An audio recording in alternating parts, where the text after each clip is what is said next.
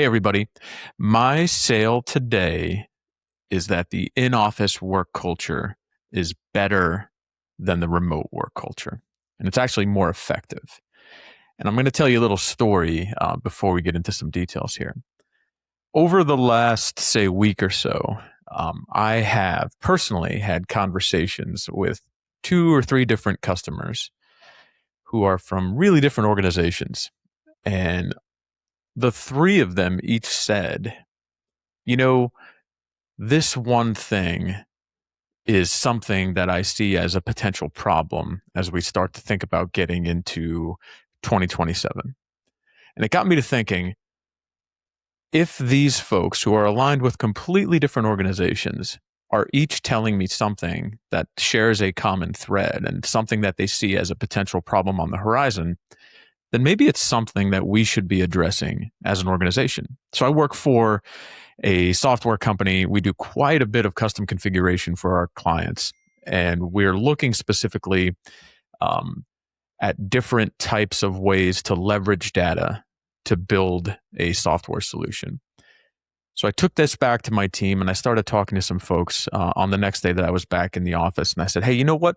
I've had these people, each from really different organizations, mention this super similar thing to me over the last week and a half. Is there something we can do to address this problem? Talked to my boss, talked to a bunch of colleagues, ended up connecting with one of the engineers on our team and tried to explain to him, hey, here's what we're looking for. And he said, yeah, I think we can do that. And in the matter of an afternoon, he put together a demo platform for me and the rest of the team to go out and say, hey, if you're seeing this as an issue, maybe this is something that might help. I would tell you in the matter of an afternoon that this person put this together, that could not have happened in a remote environment. It was the collaboration, the teamwork, the connection of the in-office environment that really drove the quick solution in this scenario. So, as some of you guys may know, like I said, I do work for a software company.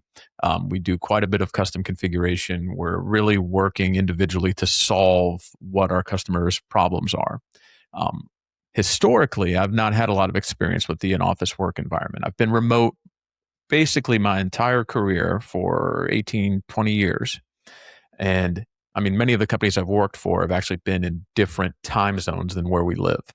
So I've never really had this other than being, once, two, three, four times a quarter out to the home office. I've never really had the opportunity to be in an in-office work environment with a full team until about 8 months ago. I'll be honest, I was a little hesitant to kind of think about how this role is. It would be a pretty big change for me, commuting wise, socially, all those things. But when I started to see it for what it was worth and when I started to understand the value of it is really what drove it to me. So the solution here, I think, really is from 2 points of view. One, as a leader of the organization, and two, as an employee of the organization.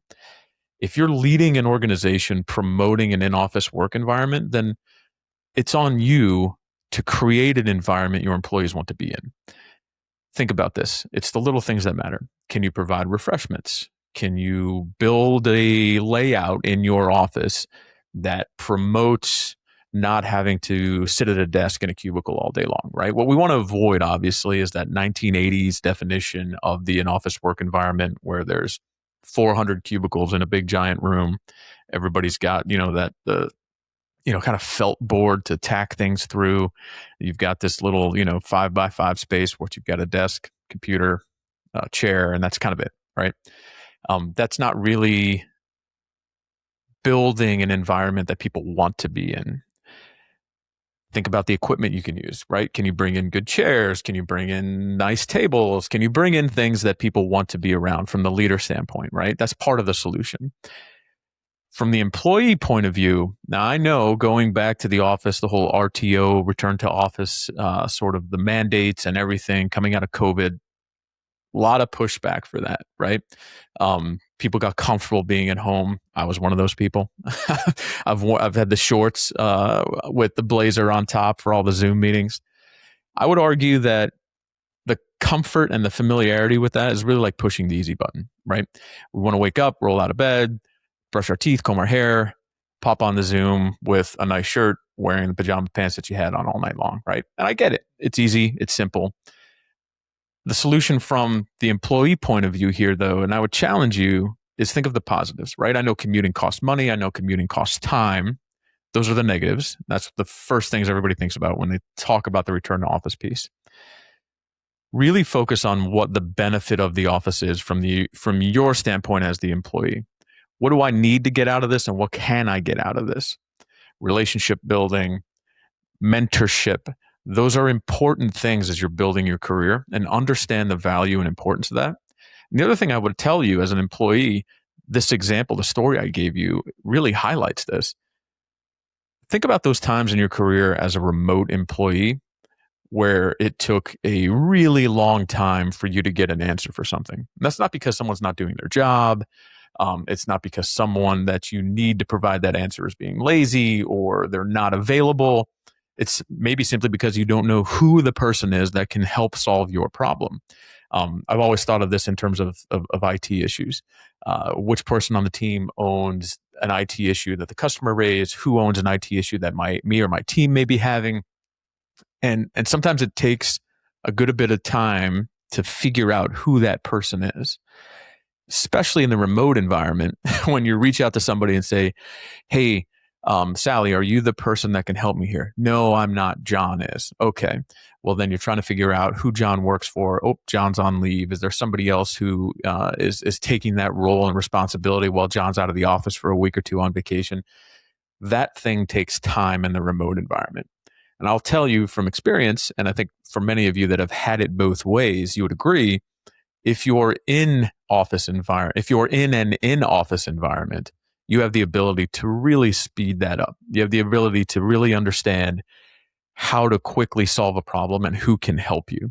Additionally, from the employee point of view, team building, problem solving, you have fewer distractions. And one thing that I would argue as well as an employee, understand how the in-office environment helps create a clear separation from work and home.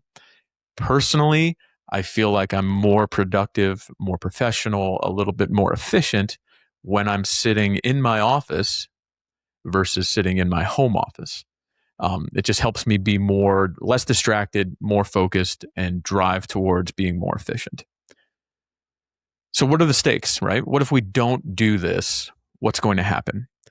Well, I think, again, if we're looking at this from 2 points of view, the leadership point of view and the employee point of view, what's the stakes as a leader if I don't provide this environment that people want to be in? Well, one, we've got a less effective workforce.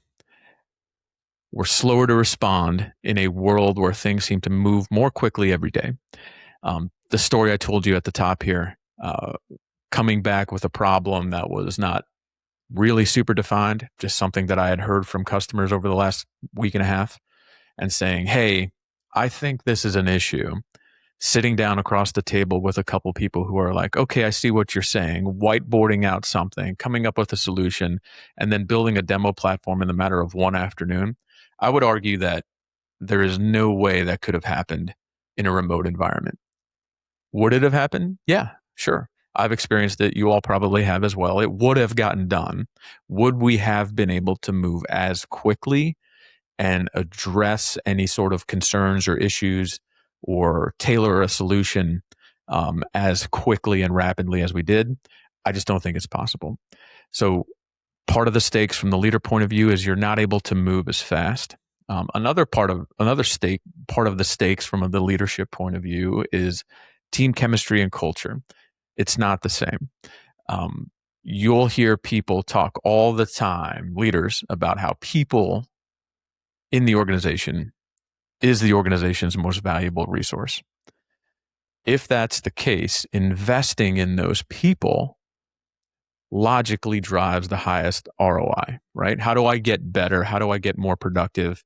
How do I drive my organization to greater heights? Invest in the people in your organization. Create a space that they want to be in. Create a space where people are connecting with each other, where people are driving solutions, people are talking about problems. All of those things that I had just mentioned If we're not doing that, you are not investing in your most valuable resource. You are not driving people to be as impactful as they possibly can. Now, the other side of the stakes argument comes from obviously the employee standpoint, right? As I mentioned, lots of pushback on that return to office mentality coming out of COVID. I get it. It's comfortable. I would offer to you, though, if you're not in an in-office environment, think about the things that you're missing out on as opposed to the negatives, right? You're thinking about the commute. Oh gosh, it's going to take me 45 minutes to get in the office. I got to pay the toll. I've got to hunt for parking. Those are real. And I'm not asking you to discount those. And I'm not asking you to forget about those. But I feel like oftentimes we tend to dwell on the negatives, right? The stakes here really are associated with the positives.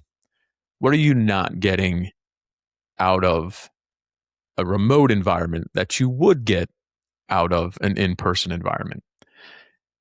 One, mentorship. This is a thing that I preach to a lot of folks who are early in their career. It's something that I sort of happened into in my career, and it's really made an impact for me.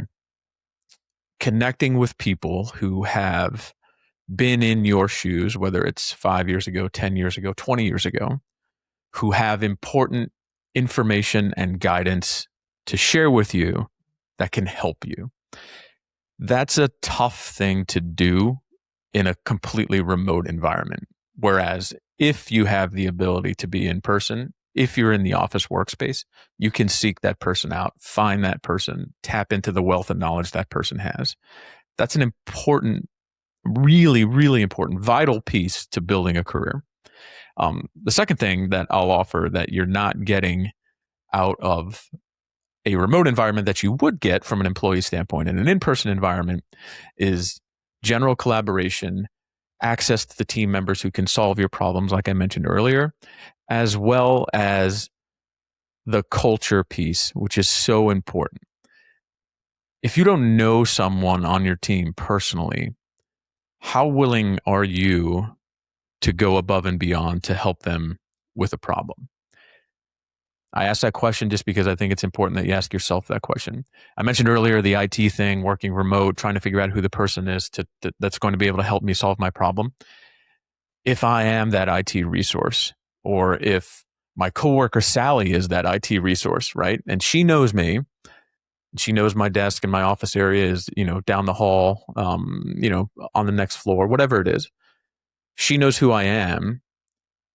How much more willing is she to go above and beyond to seek me out to help me solve a problem when I send her a message versus me just showing up as a message in another one in her inbox? Hey, I need help with X. And she's, going through the laundry list of things that she needs to do that day. And she doesn't know me from anybody else. She never met me. I've been here 6 months, but I've, never personally met her. That personal connection piece is huge. And the stakes here from the employee point of view is if you don't have that personal connection piece, you're less likely, historically, statistically, to really feel like you own a part of the solution or you own helping a person solve a problem. So what does success look like? And I think this is really important. Again, we'll look at this from 2 points of view. From the leadership point of view, what are we trying to do here? Well, as I said, you're saying people are your most important resource. How do I develop a more engaged, more productive, more cohesive workforce? Well, I provide them an environment they want to be in, and it doesn't feel like a chore for them to spend time here versus spending time at their home office or at their kitchen table. Success from the employer point of view, more productive, more engaged, more committed, more aligned with the company culture. About 40% of the American workforce works for companies with fewer than 50 people, right? Almost half of the entire American workforce works for companies with fewer than 500 people. And that's the Small Business Administration definition of a small business, right? Those with less than 500 employees.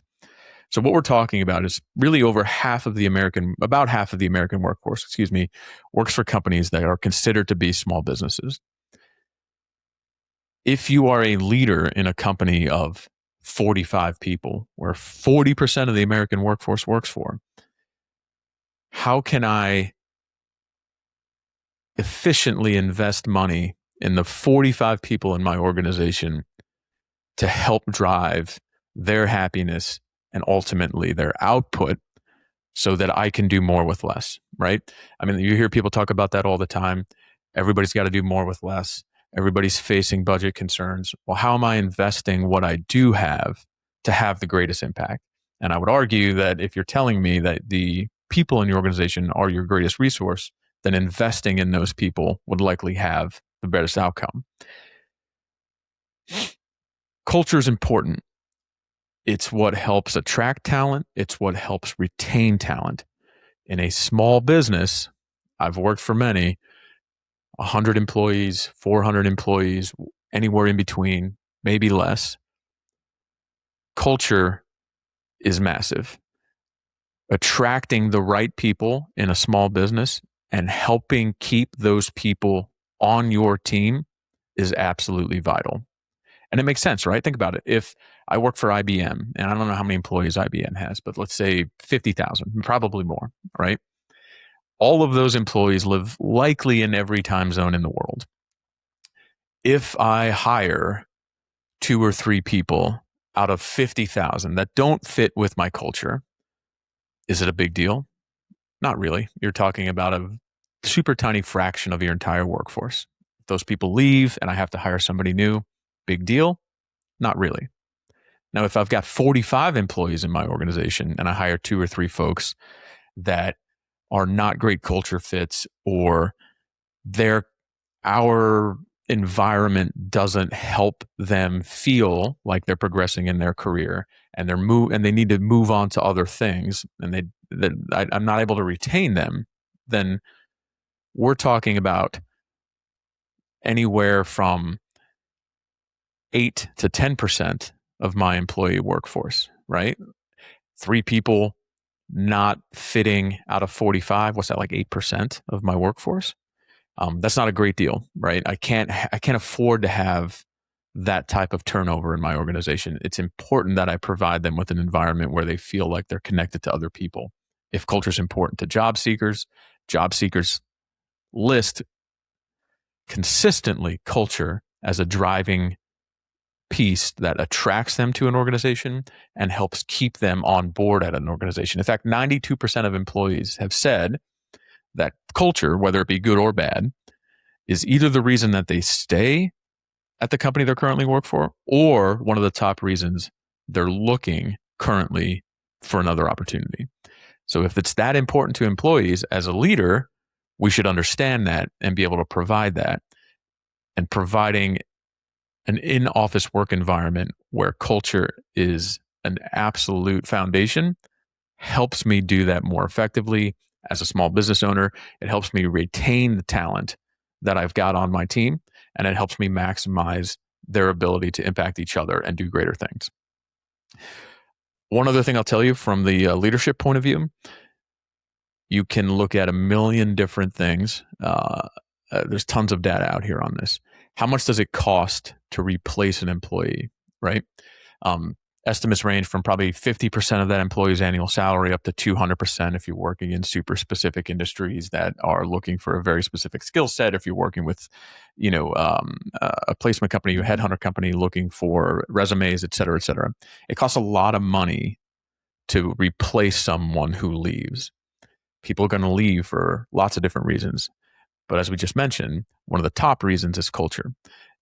If I can solve that top reason, I can eliminate a good amount of the people that will leave my organization.